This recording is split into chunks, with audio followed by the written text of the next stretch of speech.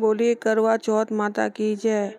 सबके यहाँ अलग अलग तरीके से चौथ माता की पूजा होती है। हमारे यहाँ इसी प्रकार से पूजा होती है।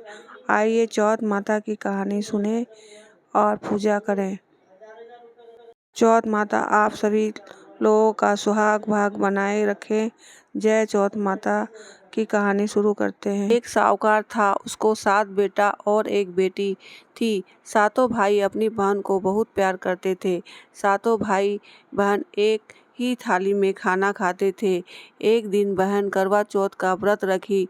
तब वो सभी भाई बहन को खाना खाने के लिए बोलते हैं, तो वो बोली कि आज मेरा व्रत है, मैं चांद को देखकर ही खाना खाऊंगी। तब एक भाई ने दूर पेड़ के नीचे चालनी में दिया जला कर रख दिया और दूसरा आकर बोला कि बहन तेरा चांद निकल गया। तब वो सभी भाभी को बोली कि आओ भाभी चांद को अर्घ दे लो।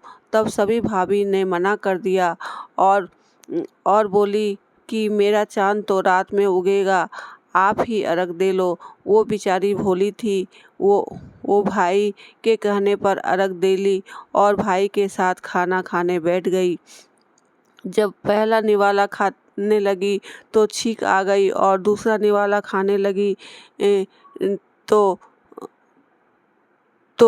उसमें बाल आ गए और तीसरा निवाला जैसे ही खाने लगी तो उसे ससुराल से लेने के लिए आ गए और बोले कि बहन का पति बहुत ही बीमार है। तब वो उसकी माँ उसके पहनने के लिए बक्सा खोलती है तो उसमें सिर्फ सफ़ेद ही साड़ी निकलती है, एक भी साड़ी रंगीन नहीं निकलती है। तो उसको सफ़ेद ही साड़ी देकर भेज देती है और एक सोने का सिक्का देती है और बोलती है कि बेटी, जो भी तुम्हें सदा सुहागन का आशीर्वाद देगा उसको ये सिक्का देकर अपने पल्ला में गांठ बांध लेना। तब वो ससुराल गई तो सबके पैर छुई, कोई भी उसे सदा सुहागन का आशीर्वाद नहीं दिया क्योंकि उसका पति मर चुका था।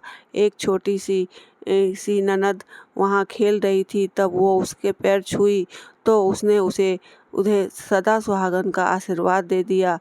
तब वो उस सिक्का अपनी ननद को दे देती है और उसके पैर छूकर अपने पल्ले में गांठ बांध लेती है और अंदर गई तो सास ने बताया कि तुम्हारा पति ये रहा। तब वो अपने पति को लेकर ऊपर कमरे में अपने पति को सेने लगती है।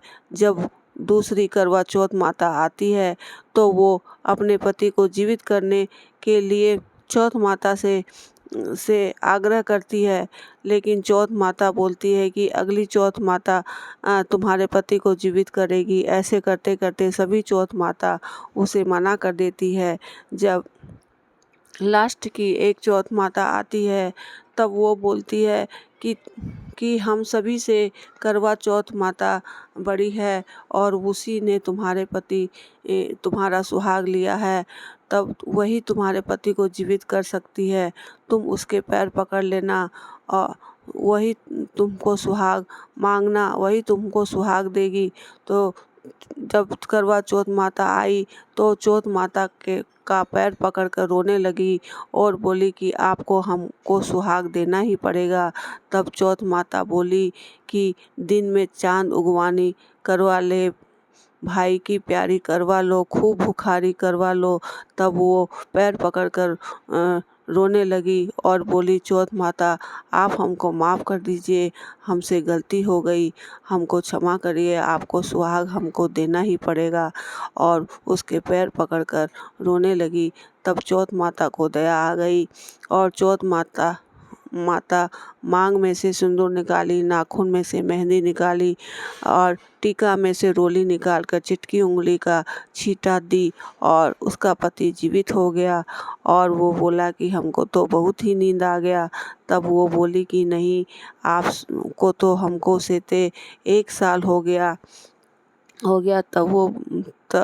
तब वो लोग सभी करवा चौथ माता का व्रत करके उद्यापन किए, सभी गांव वाला को बुलाए और सभी को खाना खिलाए, प्रसाद दिए और बोले कि सभी लोग चौथ माता का व्रत करें। तब हे चौथ माता, जो उससे उसका सुहाग लिया वो किसी का भी मत लीजिएगा, और जो उसे सुहाग दिया वो सबको दीजिएगा, हमको भी दीजिएगा, हमारे पूरे परिवार को दीजिएगा। बोलिए चौथ माता की जय। करवा चौथ की कहानी सुनने के बाद गणेश जी की कहानी ज़रूर सुननी चाहिए। कल मैंने करवा चौथ की भी कहानी डाली है। हाथ में गेहूं का थोड़ा सा दाना लेकर कहानी सुननी चाहिए। एक अंधी बुढ़िया माई थी, उसके बेटे बहू थे। वे लोग बहुत ही गरीब थे। बुढ़िया माई गणेश जी की पूजा किया करती थी। तब गणेश जी बुढ़िया माई की भक्ति से प्रसन्न होकर बोले कि बुढ़िया माई कुछ मांग लो। तब बुढ़िया माई कहती है, हमको तो मांगने ही नहीं आता। तब गणेश जी बोले कि अपने बेटे बहू से पूछ लो। तब वो अपने बेटे से पूछती है तो बेटा बोला कि धन मांग लो। फिर वो अपने बहू से पूछती है तो बहू बोली कि सासू जी पोता मांग लो। बुढ़िया माई सोची कि ये दोनों तो अपने मतलब की मांग रहे हैं। तब वो अपनी पड़ोसन से पूछी कि गणेश जी हमको वरदान देना चाहते हैं, इसलिए मैंने अपना बेटा बहू से भी पूछा। उन्होंने कहा कि धन और पोता मांग लो। तब पड़ोसन बोली कि क्यों तो पोता मांगो, क्यों धन मांगो, थोड़े दिन की जिंदगी है। अपनी अपनी आँख और अपना पैर मांगो, जिससे तुम देख सकोगी और तीर्थ व्रत कर सकोगी और भगवान की भक्ति कर सकोगी।